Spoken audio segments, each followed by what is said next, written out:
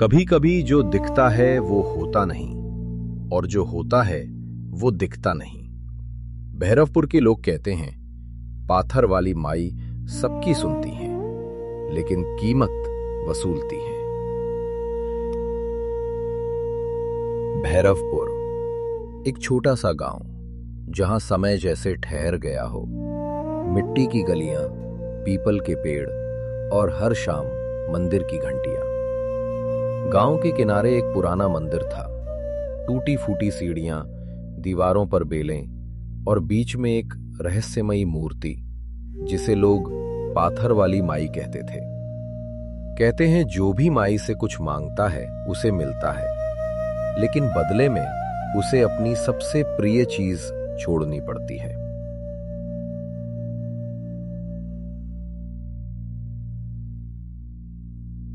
रामू एक गरीब किसान, जिसकी दुनिया उसकी 8 साल की बेटी गुड़िया थी।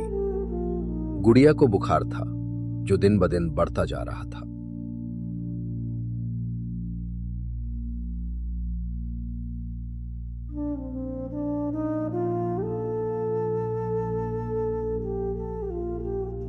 गांव के वैद्य ने कहा, शहर ले जाओ, इलाज महंगा है।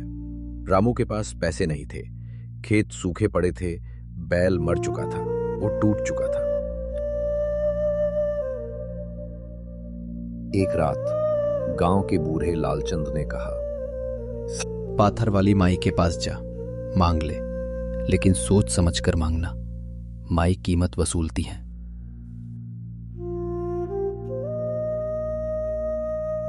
अगली रात रामू लाल चुनरी लेकर मंदिर गया। हवा तेज थी, मंदिर की घंटियां अपने आप बज रही थीं। रामू ने मूर्ति के सामने हाथ जोड़े। माई, मेरी गुड़िया को बचा लो, मैं कुछ भी देने को तैयार हूं।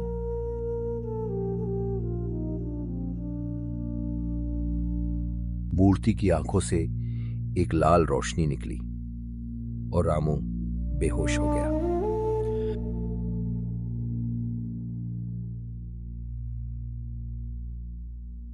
रामू को सपना आया। एक औरत, पत्थर जैसी ठोस, लाल आंखें, बोली, तेरी बेटी बच जाएगी, लेकिन तुझे उसे छोड़ना होगा।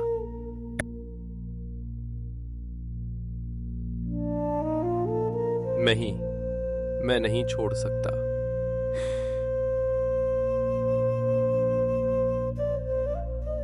तो सौदा नहीं होगा। कोई और कीमत ले लो, मेरी जान ले लो। माई चुप रही।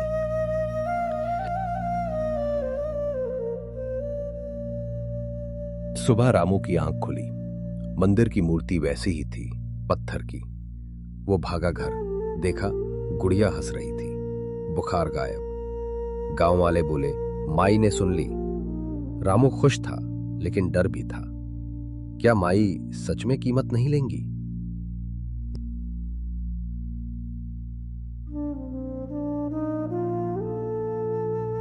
अगले दिन गुड़िया खेतों में खेलते खेलते गायब हो गई।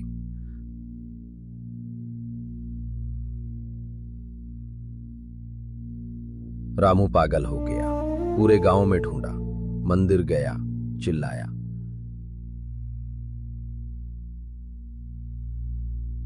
माई, मेरी बेटी लौटा दो।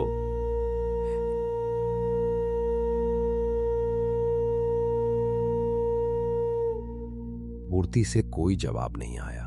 रामू ने लालचंद से पूछा, क्या माई सच में लेती है?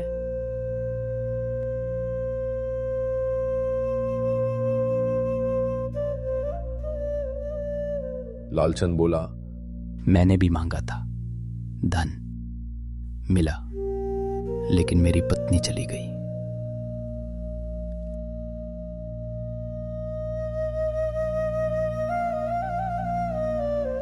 रामू ने तय किया, वो मूर्ति को तोड़ेगा।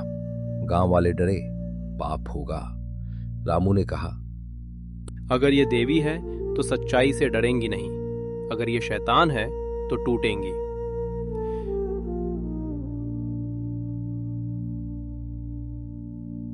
उसने मूर्ति पर हथौड़ा मारा। मूर्ति टूटी नहीं, लेकिन एक दरार खुली। नीचे एक तहखाला। रामू नीचे गया। वहां कई चीजें थीं, बच्चों के खिलौने, औरतों की चूड़ियां, बूढ़ों की तस्वीरें, हर चीज पर एक नाम और एक तारीख। रामू ने देखा, गुड़िया, 28 सितंबर। वो समझ गया, माई कोई देवी नहीं, एक अंधविश्वास थी जो लोगों के डर और लालच से बनी थी। रामू ने गांव वालों को बुलाया। सबने देखा, सब समझे। मंदिर को बंद कर दिया गया। गांव में एक नया मंदिर बना, सेवा और सच्चाई का।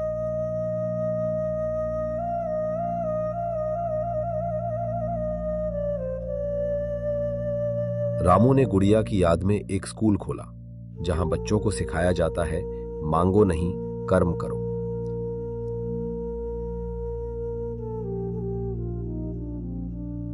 लालच और अंधविश्वास हमें खोखला कर देते हैं।